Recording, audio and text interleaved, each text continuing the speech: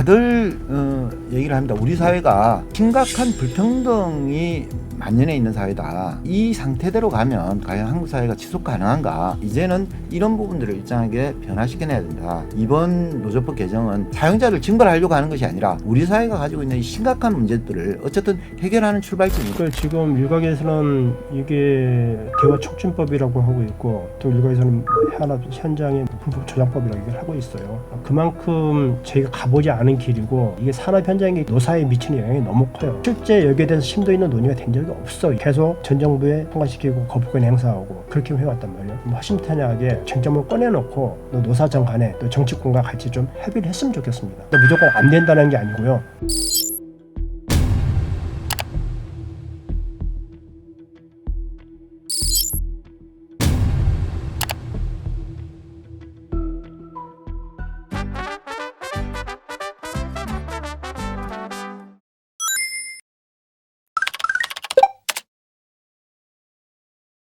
노란봉투법을 얘기하고 있지만 네. 그 전에 이제 도입이 됐던 중대재해처벌법도 네. 사실상 이제 원화청의 관계에서의 문제들이 같이 이제 거론된 거잖아요. 네. 전체적으로 봤을 때 기업들의 이제 리스크가 커진다고 일단 전체적으로 생각을 하신다고 보면 되는. 예를 들면 이제 조선업장이라고 쳐요. 조선업장에 이제 원청사가 있습니다.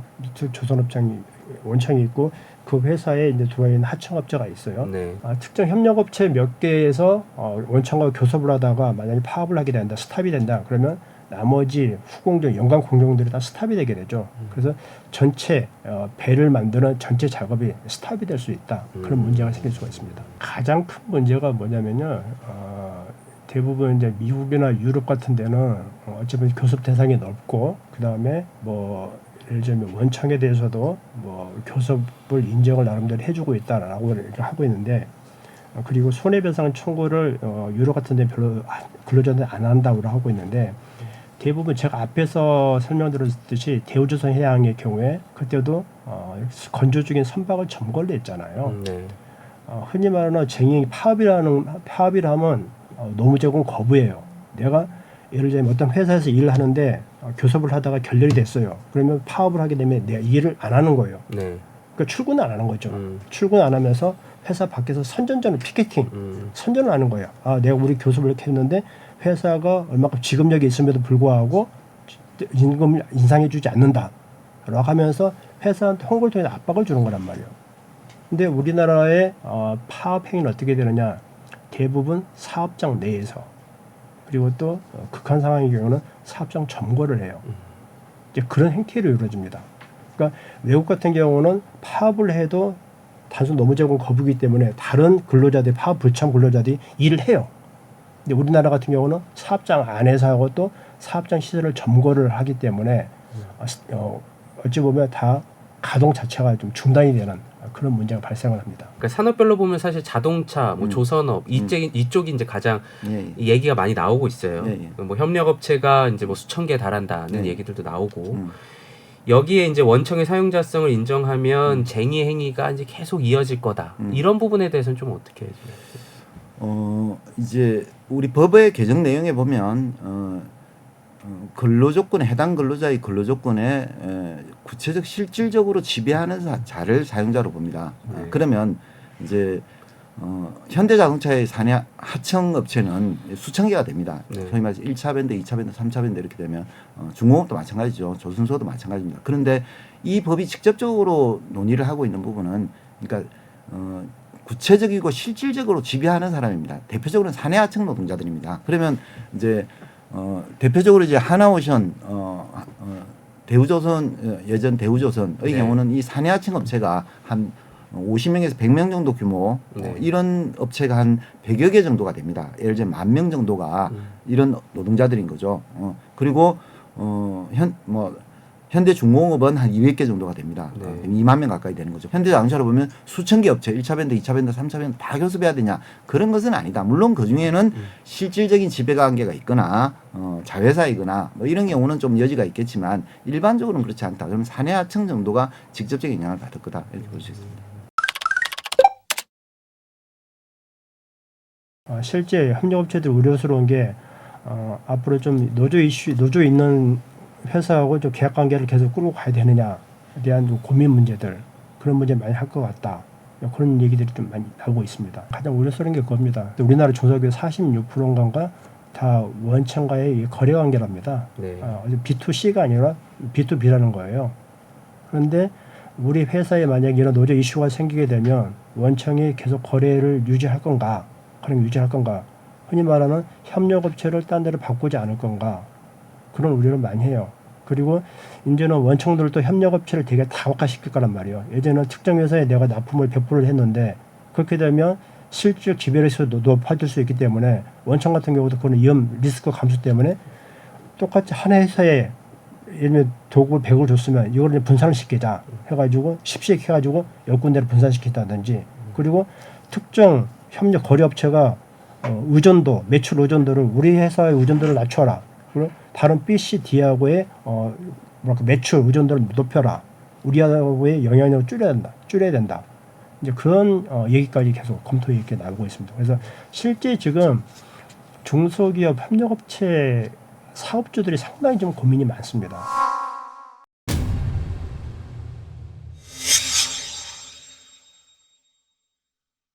실제 우리 회사에 노조가 생겼다. 내지는 현재 있는 유노조 회사 같은 경우에 우리 회사 노조가 원청 상대로 교섭했을 경우에 과연 원청이 거래관계를 계속 유지할 것인가? 그 고민이 많습니다. 제가 실제 교육 가서 가장 많은 질문들이 노조법이 통과되게 되면 우리는 어떻게 될 것 같습니까? 라는 질문이 핵심 질문이 그거였습니다.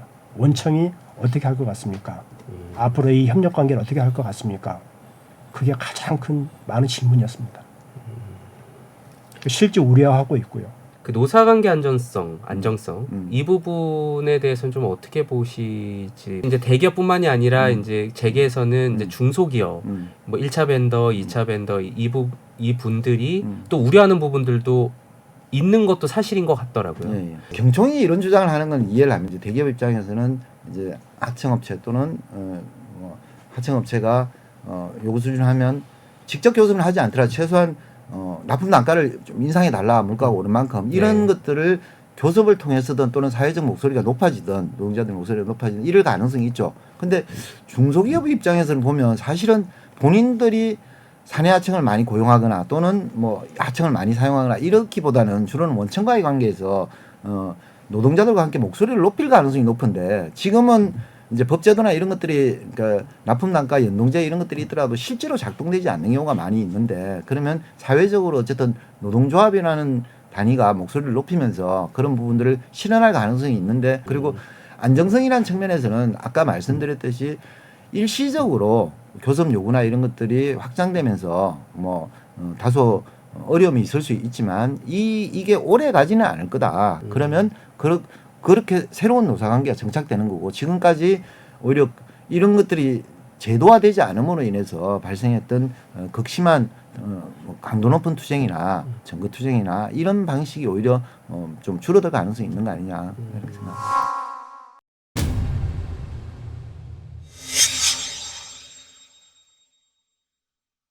이제 1차 벤더 이제 중소기업들의 경우에는 실질적이고 구체적인 그 지배의 영역에 들지 않기 위해서 대기업이 원래 하나의 이제 하청업체에 주던 거를 더 나눠서 줄 거고 그렇다 보면 원래 있던 일감들이 하나하나가 더 줄어들 수 있어서 오히려 이제 고용 안정성이 더 떨어질 수도 있다. 그거는 납득이 안 되는 얘기인데요. 그러니까 정상적인 거래 관계 예를 들면 이제 우리가 하청업체라고 할 경우에 그러니까 사내 하청이 아닌 사외 하청의 경우는 그 구체적인 실질적인 지배라는 게 별로 없는 거잖아요. 네. 그러니까 납품 단가를 어떻게 책정하냐의 문제지. 나머지는 현대차 같은 경우는 이제 재고를 최소화하기 위해서 이제 그 컨베어 라인에 제 시간에 이제 물품을 납품하도록 하는 이런 정도란 말입니다. 그러니까 이걸 가지고 뭔가 구체적인 실질적인 이 사업장의 노동자들의 근로 조건을 구체적으로 실질적으로 지배하고 있다 이렇게 볼 수는 없는 거잖아요. 네. 그러니까 이거는 원하청 간의 업무 협력 관계 수준인 거죠. 그렇게 본다면은 이거를 뭔가 이제 직접 구체적인 실질적인 지배를 줄이기 위해서 뭔가를 쪼개겠다. 쪼갠다고 해서 그게 없어지나요? 그렇지 않을 텐데. 네. 그래서 그 주장은 뭐 왜 그런 주장을 하는지는 잘 모르겠습니다. IMF 이후에 우리가 노동시장이 굉장히 불안정해졌다 이렇게 얘기를 하잖아요. 그전에는 이제 비정규직이라는 용어도 별로 없었고 이런데 IMF가 오고 나서 고용관계가 굉장히 급격하게 변화했습니다. 파견 노동이라든지 또는 사내 하청이라든지 도급이라든지 이런 것들이 광범위하게 형성됐고 그리고 최근에 들어와서는 이제 특수고용 플랫폼 노동 네. 배달 같은 경우 이렇게 되면서 그러니까 실제로는 노동자를 사용하고 있음에도 불구하고 계약 관계에는 전혀 책임을 지지 않는 법적 책임을 지지 않는 이런 경우가 발생했고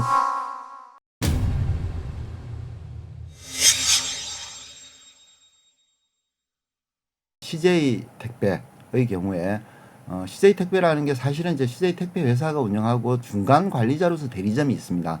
대리점은 이제 개인 사업자이긴 하지만 실제로는 CJ의 중간 관리자 역할을 하고 있습니다. 그런데 택배 노동자들이 이제 수수료 문제라든지 또는 근무 조건 문제를 얘기하면 대리점 사장이랑 얘기해서 대리점주랑 얘기해서 문제가 해결되지 않는 상황인데 그러면 CJ 원청이랑 본사랑 교섭을 해서 수수료 문제든 또는 근로조건 문제든 이런 논의를 해야 되는데 지금까지는 CJ 원청은 우리는 사용자가 아니다. 근로계약이 당사자가 아니다. 거기는 이제 특수고용이니까 근로계약도 아니죠. 네. 그러니까 사업계약의 당사자가 아니다. 이렇게 해서 회피했습니다. 법원까지 갔는데 사용자가 나서지 않고 있습니다. 만약 이 법이 개정되게 되면 예를 들면 이런 사업장의 경우는 교섭을 해야 되는 의무가 발생하겠죠. 사용자 같은 경우는 실제 일단 근로계약 관계에 있는 자가 원칙이 되는데 지금 관계 없는 자까지도 이제 확대하고 있는 거예요. 그 확대 자체도 문제이고 둘째는 실질적이고 구체적으로 지배 결정한다. 이 개념이 뭐냐?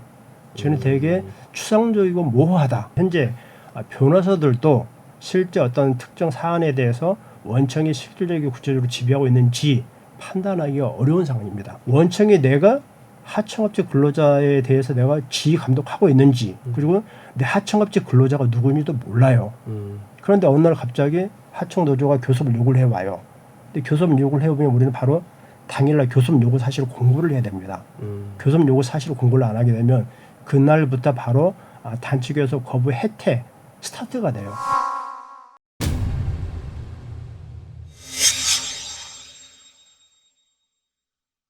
구체적이고 실질적으로 지배한다라는 말 자체는 사실은 뭐 명료하지는 않습니다. 명료하지는 않고 개별 사안들로 판단해야 되는 거고 지금까지 이제 법원의 판례나 이런 것들을 보면 뭐 여러 가지가 있는 거죠.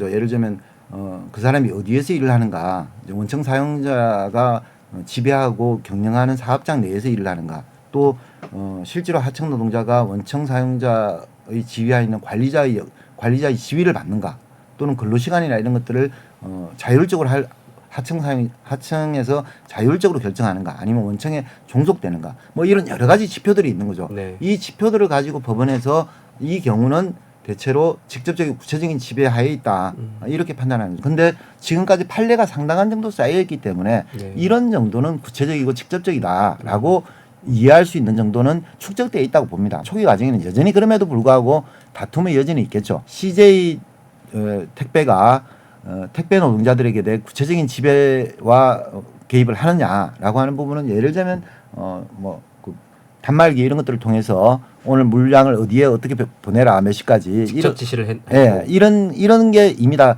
축적되어 있기 때문에 그래서 물론 이제 앞으로 약간의 뭐 쟁점이 있을 수는 있지만 일반적으로는 이 정도는 그러니까 판단할 수 있는 근거가 축적되어 있다 이렇게 보이죠. 현재 대부분의 다수의 당사자들이 하청업체 근로자들도 하청업체하고 교섭을 합니다. 대부분 다 합의됩니다. 다 운영을 하고 있습니다. 일부 지금 이슈가 됐던 일부의 하청업체 근로자들 원청 상대로 이제 어떤 교섭을 요구하고 하다 안 되니까 불법 행위를 해가지고 어떤 이제 이슈가 되고 있는 거예요. 일부 업체입니다. 그런데 그 일부의 문제를 마치 전체 원화창의 문제인 양 해가지고 좀 확대를 시키는 거예요. 본인을 자기를 채용하고 실제 나랑 일하면서 어찌 보면 뭐 회사를 같이 운영하는 입장은 당사자들인데 이제 그게 외연화 시켜버려요. 외연화 시켜버리고 모든 그 당사자들의 해결 안 되는 거 다 외부로 돌리죠.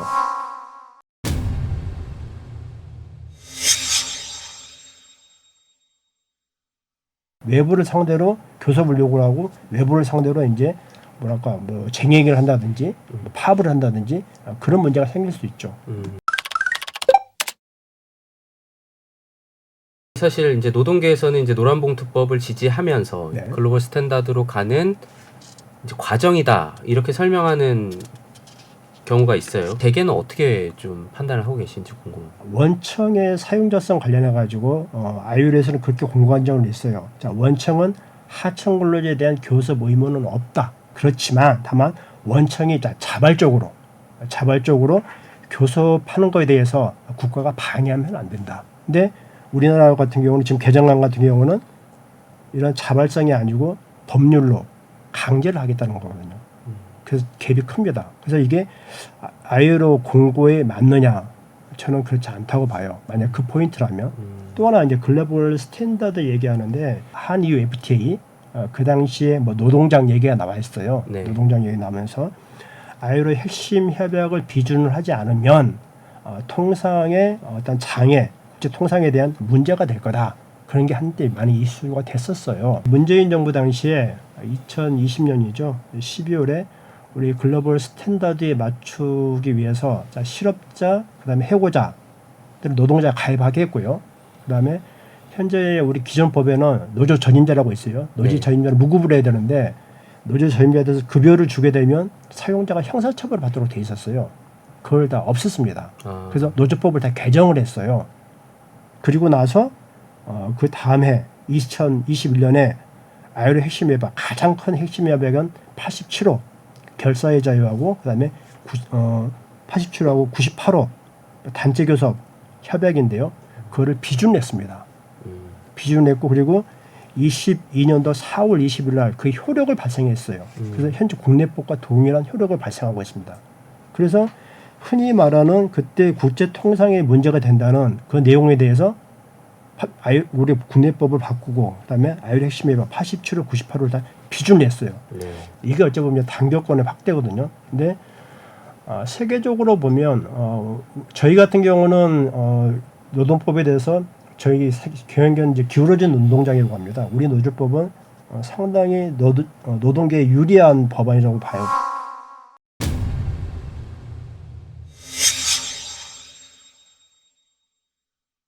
왜냐하면 좀 선진국들의 경우에 사업장 점거 금지하도록 돼 있어요. 사업장 내에서 쟁행이 못합니다. 그리고 노조가 파업을 하게 되면 회사가 다른 사람들을 채용을 할 수가 있어요. 대체 근로가 가능합니다. 네. 그리고 제가 알기로는 부당노동행위에 대해서 형사처벌하는 나라는 제가 거의 못 봤어요. 미국은 형사처벌 안 하고 있고요. 일본도 안 하고 있어요. 근데 저희 나라는 부당노동에 대해 형사처벌하고 있습니다. 그래서 노동계의 단결권을 강화시켰으면 그에 대응해서 사용자의 대항권도 글로벌 스탠다드에 맞게 개정을 해달라 요청을 했는데 그 부분은 전혀 반영이 안 됐습니다. 어떤 정당해야 되는데 대부분 말씀드렸듯이 우리나라의 쟁의행위는 사업장 점거 그 과정에서의 폭력행위라든지 그리고 각종 집기 손괴 문제 그런 문제들이 많이 발생을 해요. 네. 그리고 이 대우조선의 해양 사안도 보면 건조증이 선박을 점거해 버렸단 말이에요. 51일 동안. 네. 아예 전체 건조 자체를 못하게 막아버린 거예요. 근데 제가 말씀드렸듯이 외국 같은 경우는 파업이라는 거는 손 들고 안 들어와요. 일을 안 해요. 그러면 나머지 파트, 나머지 공정에서는 다른 근로자들 일을 하면 되는 거거든요. 네. 근데 우리나라는 그게 다 중단을 시켜버립니다. 그러다 보니까 손해가 많이 발생을 해요. 그러다 보니까 거기에 대해서는 손해배상이 많이 발생하게 되고 또 거기에 대한 손해배상 청구를 하게 되고요. 그게 이제 가장 큰 해외와 우리나라의 차이점입니다. 글로벌 스탠다드 이런 얘기도 좀 계속 나오고 있어요. 이 글로벌 스탠다드는 어떤 걸 말하는 건지 좀 여쭤봐도 될까요?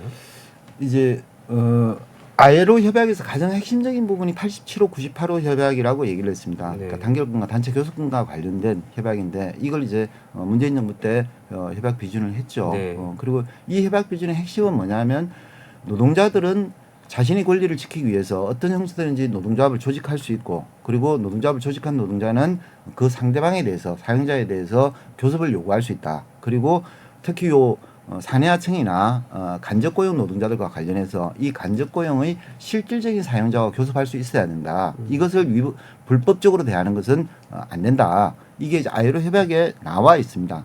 그래서 87호와 98호 협약을 기준을 했는데 이 협약의 세부적인 내용에 들어가면 결국은 실질 사용자와 교섭할 수 있는 권한을 보장해야 된다.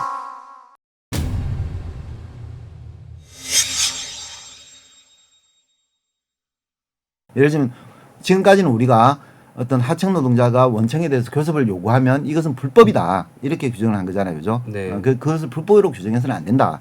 하청 노동자는 그런 권한을 가지고 있다라고 하는 것과 그럼에도 불구하고 원청이 반드시 교섭에 임해야 된다라고 하는 것은 아닌 거죠. 이것은 각 나라별로 그럼 원청이 실제로 교섭에 응해야 될 것은 어떤 상황에서 응해야 될 것인가라고 하는 것은 나라별로 기준을 정하는 거겠죠. 그래서 우리의 경우도 이제 구체적이고 실질적인 근로조건의 지배 결정할 수 있는 사람은 원청이라고 사용자라고 보고 이 사용자는 교섭에 응해야 된다라고 하는 것을 내부적으로 결정을 하는 거죠.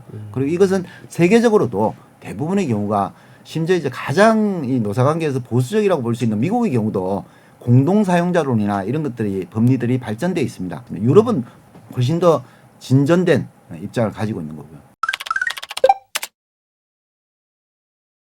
암참 회장이 이제 국회에서 민주당 찾아가서 우려의 목소리를 내기도 했는데 외국 투자 기업들은 왜 이런 부분들을 좀 우려한다고 보시는 거예요? 19일 날 제임스 김 암참 회장이 방문하면서 그런 얘기를 했죠. 노란봉투법 통과가 한국의 위상에 부정적인 영향을 미칠 것이다 라고 얘기를 했고 지난 7월 28일에는 또 유럽 상공회의소가 또 입장을 발표를 했어요.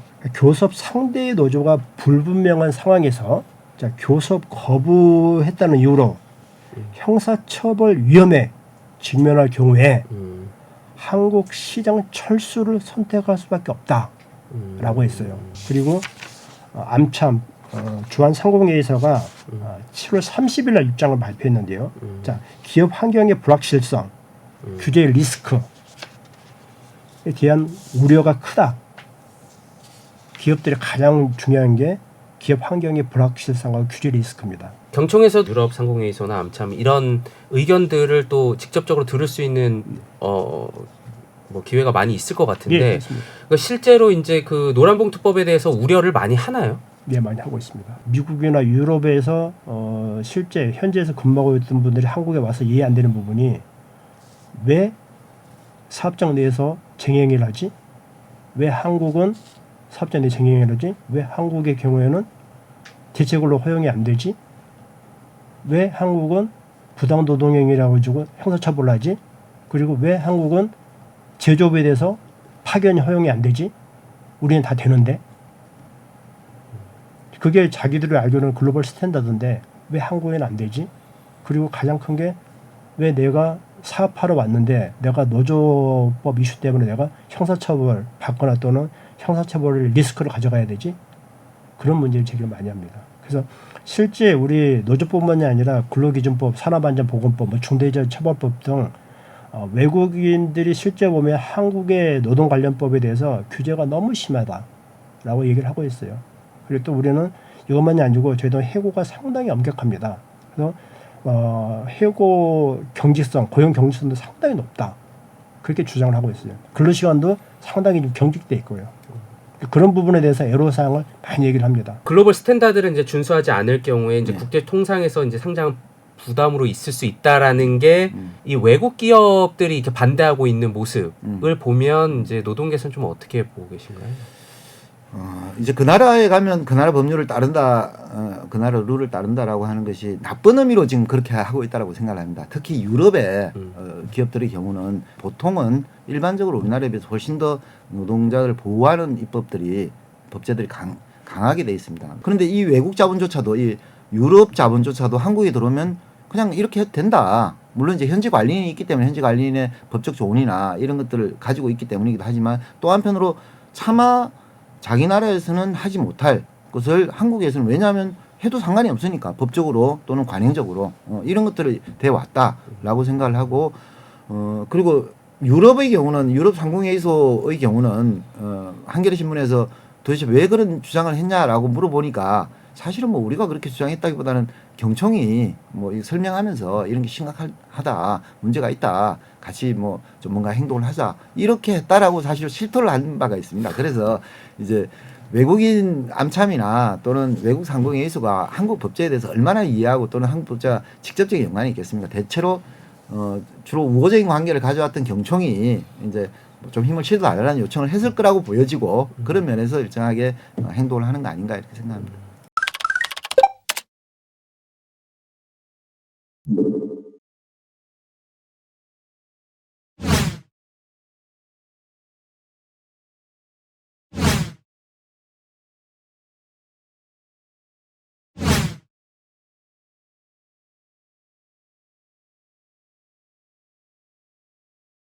노동계와의 그런 접점은 없나요? 실제 지금 오랫동안 협의를 했다고 하지만요. 흔히 말하는 사회적 대화 기구인 경제사회노동위원회에서 논의를 했었느냐? 논의가 전혀 없었습니다. 여기에 대해서요. 그래서 예를 들면 이 법이 통과됐을 때 실제 원화청각에 어떤 영향을 미칠 것이냐, 그다음에 교섭 대상, 노동쟁의 대상을 확대시켰을 경우에 여기에 대한 영향이 어떻게 될 것 같느냐, 그리고 현장에 미치는 영향이 뭐냐, 그래서 향후 그럼 우리가 어떻게 개선을 해볼까에 대한 논의 자리가 없었습니다.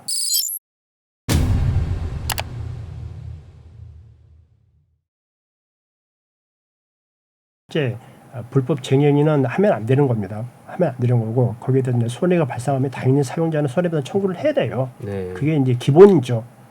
기본인데 계속 이제 노동계에서 문제 삼고 정책으로도 문제 삼았던 게 천문학적인 손해배상 액수다. 어떻게 이걸 가지고 근로자들이 월급으로 갚을 수 있게 되냐 이제 그런 문제들이 있어요. 실제 손해에 대한 배상의 문제가 아니라 좀 노동 활동을 좀 위축시키려는 거 아니냐라는 뭐 주장도 많이 있었고요. 그래서 저희가 이번에 어떤 제안을 했냐면 그렇다 그러면 사용자가 좀 일부 과도한 손해배상 청구했을 수도 있겠다.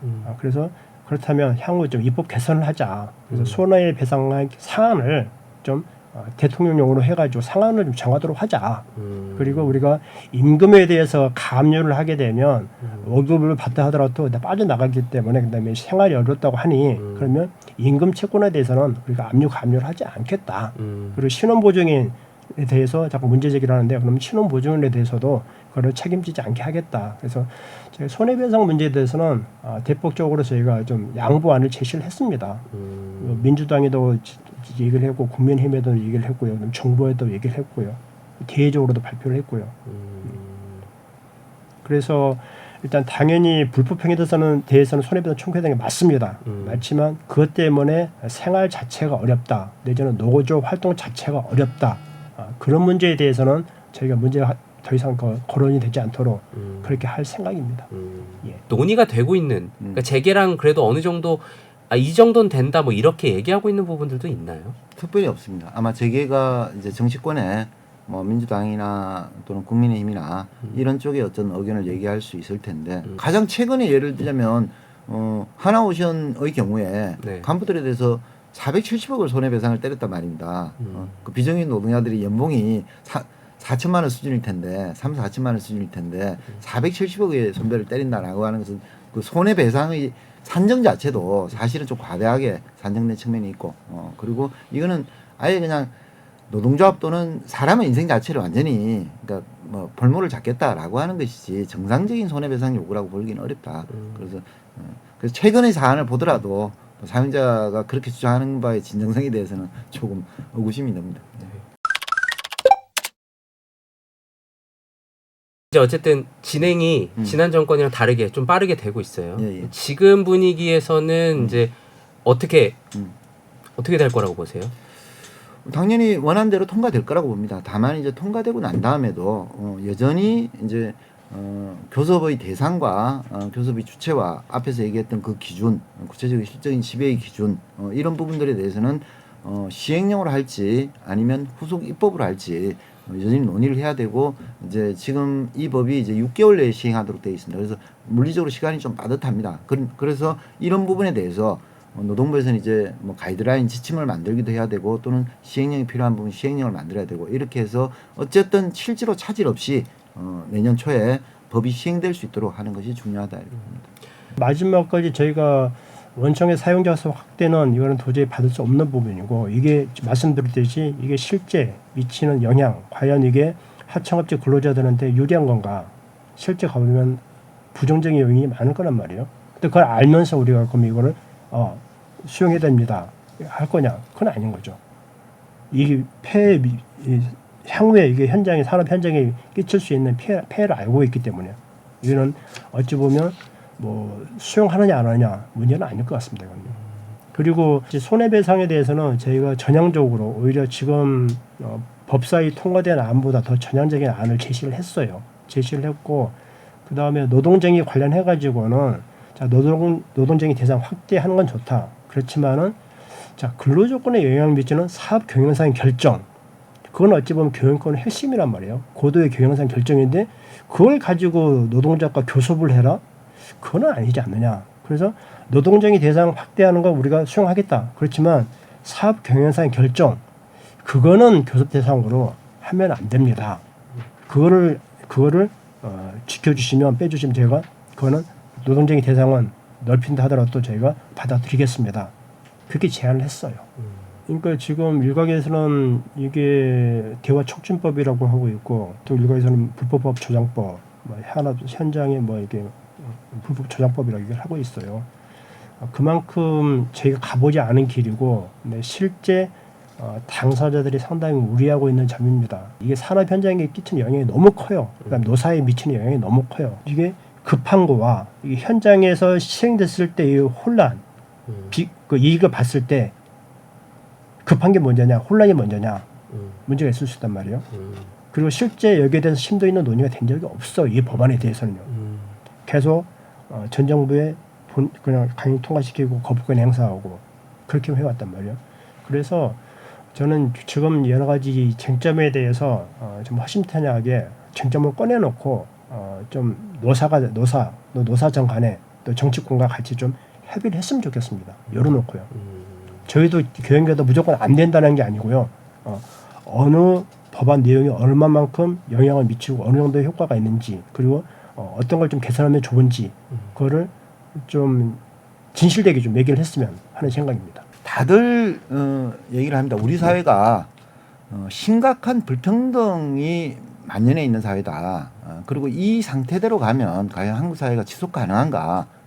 그건 대표적으로 이제 정규직과 비정규직, 그다음에 대기업과 중소기업, 여성과 남성 이런 것들이 전 세계적으로 봤을 때 거의 이 격차율이 거의 1이다 이렇게 얘기를 합니다. 지금은 이제는 이런 부분들을 일정하게 변화시켜내야 된다. 그래서 이번 노조법 개정은 사용자를 징벌하려고 하는 것이 아니라 우리 사회가 가지고 있는 이 심각한 문제들을 어쨌든 해결하는 출발점이고 여기에 사용자들도 다소의 부담이 된다고 하더라도 우리 사회를 좀 더 긍정적인 방향으로 진보적인 방향으로 개선하는데 함께 노력을 했으면 좋겠다 이렇게 생각합니다.